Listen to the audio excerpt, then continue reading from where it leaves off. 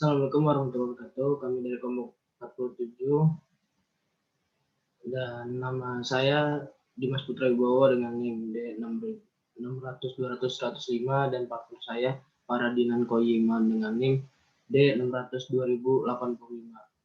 Di sini saya akan membacakan materi dari modul 1 dan modul 2. Di sini ada tujuan praktikum modul 1 yaitu mampu mengenali bahasa pemrograman Python serta sejarah perkembangannya.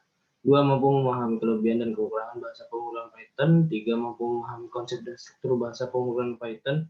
4. Mampu menerjemahkan algoritma dan flowchart menjadi aplikasi menggunakan Python. 5. Mampu membuat program aplikasi sederhana untuk menyelesaikan permasalahan dalam perkuliahan. Selanjutnya, Python. Bahasa pemrograman Python adalah bahasa pemrograman tingkat tinggi, high level programming language. Berjalan dengan sistem interpreter dan bisa dipakai untuk berbagai jenis tujuan general purpose. Python menggunakan metode pemrosesan interpreted di mana kode program akan diproses baris per baris langsung dari kode program, tidak butuh program compiler. Selanjutnya, kelebihan Python. Kelebihan Python ada 3, yaitu Python merupakan bahasa pemrograman yang ringkas, sederhana, dan bisa digunakan di beberapa sistem operasi. Kode pada Python yang sederhana dirancang agar mudah dipahami, dipelajari, dibaca, dan disunting. Kedua, bahasa pemrograman Python memiliki banyak library yang berisi berbagai modul dan di dalamnya terdapat berbagai macam kode untuk digunakan seperti regular expressions, document generation, unit testing, database, CG, email, dan sebagainya. 3. Python berorientasi objek yang mendukung struktur data tingkat lanjut dan mempercepat operasi data. Selanjutnya, kekurangan Python ada 3 juga, yaitu Python tidak secepat atau seefisien sebagai bahasa pemrograman statis sehingga terdapat beberapa tugas yang tidak dapat dilakukan dan berada di luar jangkauan kemampuan dari Python. 2. Pemberian tingkat efisiensi dan flexibility trade-off by tidak diberikan secara menyeluruh pada Python. Ketiga, Python tidak bisa digunakan untuk dasar sebuah bahasa pemrograman implementasi yang digunakan untuk beberapa komponen, namun masih dapat digunakan dengan baik sebagai bagian depan dalam script interface. Selanjutnya, algoritma. Algoritma Python merupakan sekumpulan instruksi yang dijalankan untuk mendapatkan solusi dari masalah yang ada. Yang selanjutnya, flowchart. Flowchart merupakan bagian atau skema ini disusun sesuai dengan proses perjalanan program yang dibuat. Ini adalah contoh flowchart. Selanjutnya, script program pengulangan. Di sini ada script program pengulangan dan penjelasannya. Ada keterangan kayak data barang furniture untuk memanggil seluruh variabel yang telah diinput sebelumnya. Terus for barang in daftar barang gudang, mengulang data yang banyaknya sudah terhitung. Sudah ada data barang gudang, variabel yang dapat dipanggil dalam skrip pengulangan. Selanjutnya skrip program pengandaian. Ada pesan str input, masukkan list abjad menu, yaitu mencetak data yang dilampirkan sebagai masuk list abjad menu. Terus in, mengonferensi menjadi bilangan bulat. Else digunakan untuk menunjukkan pernyataan lain jika pernyataan if salah. Elif digunakan untuk lebih dari satu perintah. String digunakan untuk menyimpan dan menampung suatu kalimat. Input digunakan untuk menerima masukan data dan program yang akan diproses. Input, masukkan pesanan Anda. Akan menerima masukan data masuk ke pesanan Anda dan akan diproses. Selanjutnya, tipe data. Tipe data string pada Python adalah tipe data yang memuat satu karakter atau lebih karakter yang diupdate oleh tanda petik atau tanda petik tunggal atau tanda petik. Dalam bahasa pemrograman Python, deklarasi suatu string tidak dibedakan penggunaannya tanda petik atau tanda petik tunggal. Operator di dalam Python adalah simbol khusus yang berfungsi untuk menjalankan suatu operasi tertentu, baik operasi aritmatika maupun operasi logika. Contoh, di sini ada contoh operator. Ya, selanjutnya tujuan praktikum modul 2. Yang pertama, praktikan mampu membuat aplikasi sederhana menggunakan PySet 2. Yang kedua, praktikan mampu menerjemahkan aplikasi dari Python dasar ke bentuk GUI, Graphical User Interface. Yang ketiga, praktikan mampu menerjemahkan algoritma dan flowchart menjadi aplikasi menggunakan Python GUI dengan PySet 2. GUI atau biasa disebut antarmuka pada sistem operasi atau komputer adalah sistem yang menggunakan menu grafis untuk mempermudah para penggunanya dalam berinteraksi dengan komputer atau sistem operasi. Pengoperasian GUI menggunakan pointer, perangkat lunak, dan elemen antarmuka. Jenis-jenis elemen antarmuka GUI yaitu kontrol, menu, tata letak, wadah, dan interaksi. Selanjutnya, PySet 2 merupakan salah satu library yang digunakan untuk membuat aplikasi GUI dengan pengikat untuk Python 3 dan Qt 5 dan cross-platform GUI Toolkit Qt dan berjalan pada semua platform yang didukung oleh Qt termasuk Windows, Mac OS X, dan Linux. Baik, di sini saya akan menjelaskan tentang menu utama atau menu. Di sini ada set Windows title, yaitu menu utama yang terdapat di sini, dan sebelah kirinya ada icon. Di menu ini ada isinya ada file dan akun. Yang file isinya logout dan exit, dan akun isinya data. Data itu berisi data retailer dan input barang. Yang di perhitungan diisi dengan biaya distribusi dan pendapatan. Nah, di sini script-scriptnya, di sini ada font color buat user. Nah, ini berwarna kuning. Oh, menubarnya ada dan di sini tadi udah dijelasin. Terus ke bawah.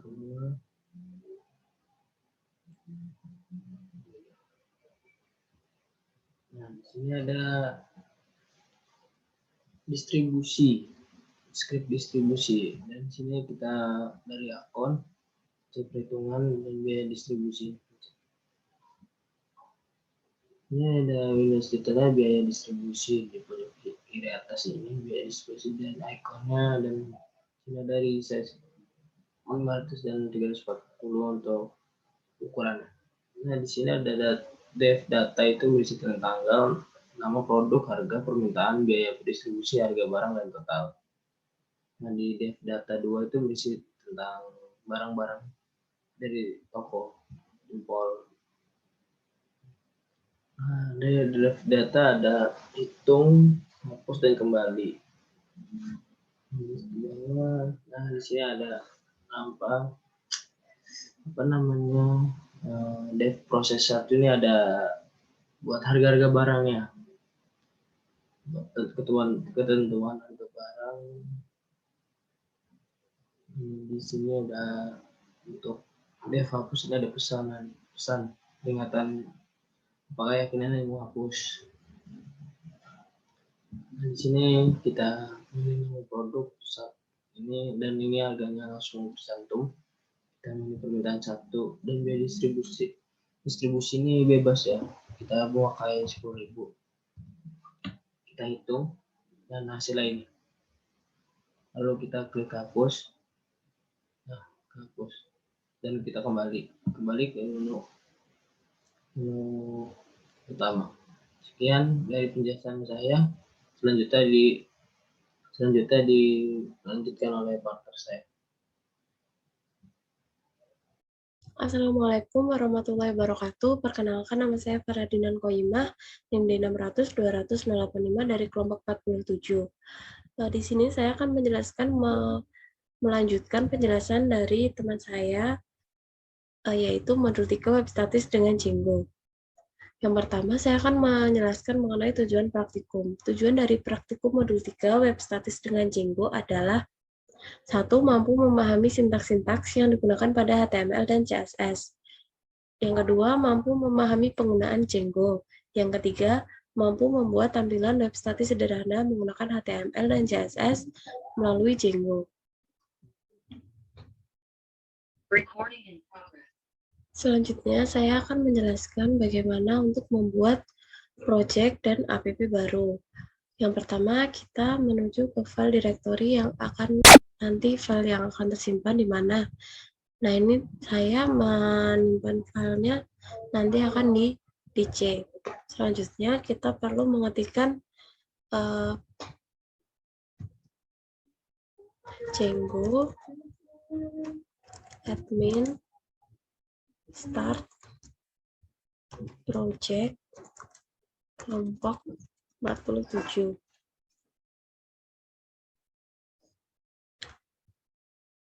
Nah, ini saya telah membuat project baru yaitu dinamakan kelompok 47. Kita cek terlebih dahulu di C apakah folder 47 sudah ada. Folder 47 ini sudah, project 47 sudah ada, maka selanjutnya kita membuat app baru dengan cara kita menuju ke file yang telah kita buat tadi, project 47, kelompok 47, dengan cara cd kelompok 47. Nah, kita sudah masuk ke dalam folder 47. Kita dapat membuat app baru pada folder 47 dengan cara mengetikkan python manage.py start app modul 3. Kita dapat menamainya dengan bebas. Saya menamainya dengan modul 3. Maka app baru pada file 47, kelompok 47 telah terbuat. Bisa kita lihat app baru sudah ada. Untuk selanjutnya, saya akan menjelaskan bagaimana membuat file CSS dan HTML. Untuk yang pertama, kita menuju ke settings.py. Kita mengatur terlebih dahulu di bagian templates dengan dir diganti dengan templates, karena nanti kita akan membuat folder baru bernama templates. Untuk selanjutnya, kita menuju ke urls.py. Kita perlu menuliskan urls.py seperti script yang ini, untuk bisa menghubungkan dengan views.py nantinya. Selanjutnya, setelah kita telah selesai menuliskan script pada urls.py, kita membuat file baru terlebih dahulu yaitu views.py. Di dalam views.py ini terdapat file HTML yaitu home.html. Kita dapat menuliskan skripnya seperti ini.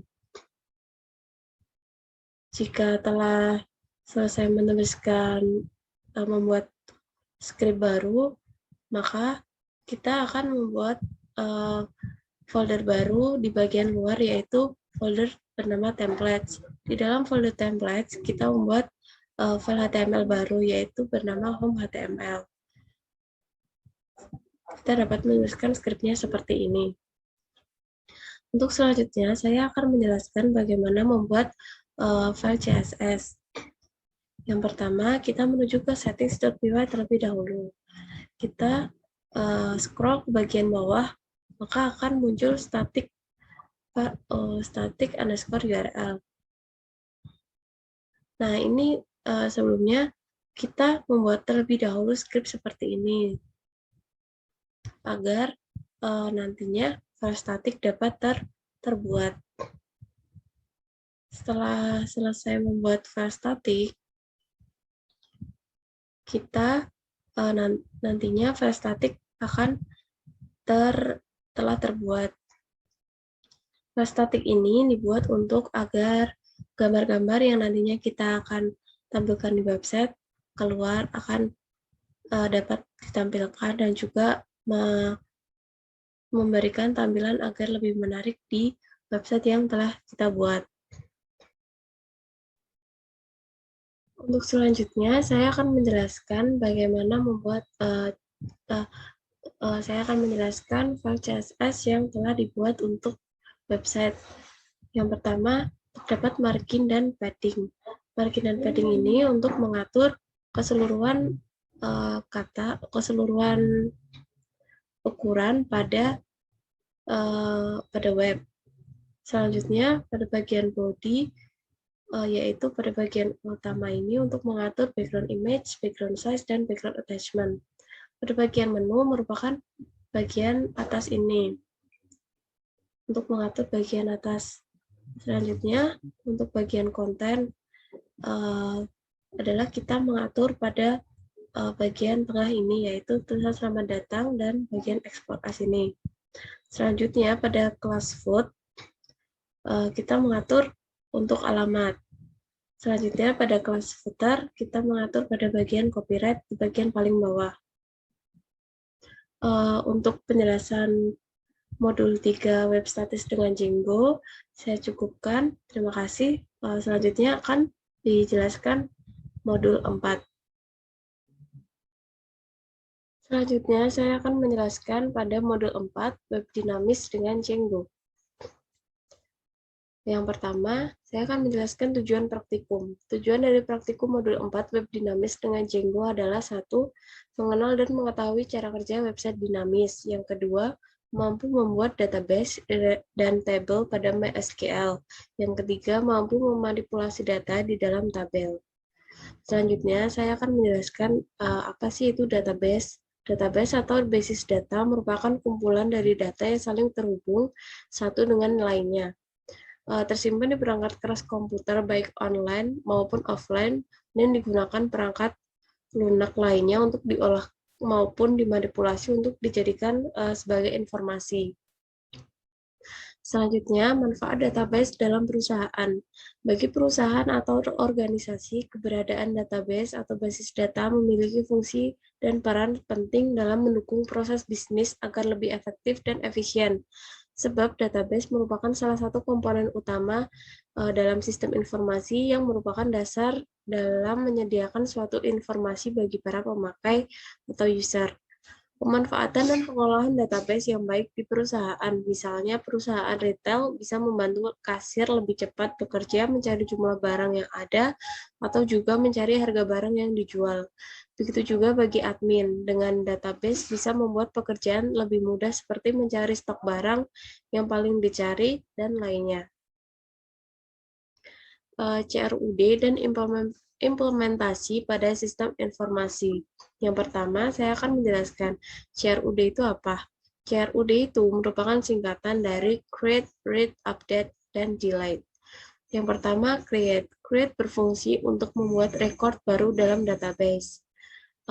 Selanjutnya, Read berfungsi untuk mencari dan mengambil data tertentu dalam tabel dan membaca nilainya.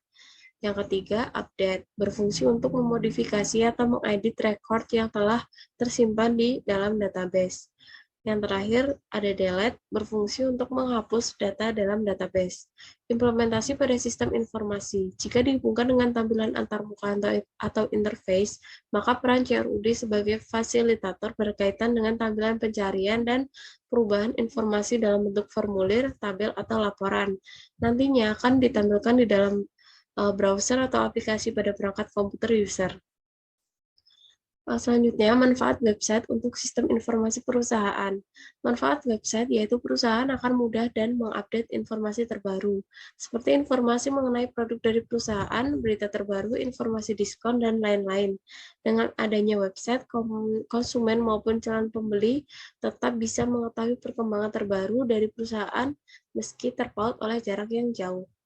Sekian untuk penjelasan dari modul 1 sampai modul 4 dari kelompok 47. Kurang lebihnya mohon maaf. Terima kasih. Wassalamualaikum warahmatullahi wabarakatuh.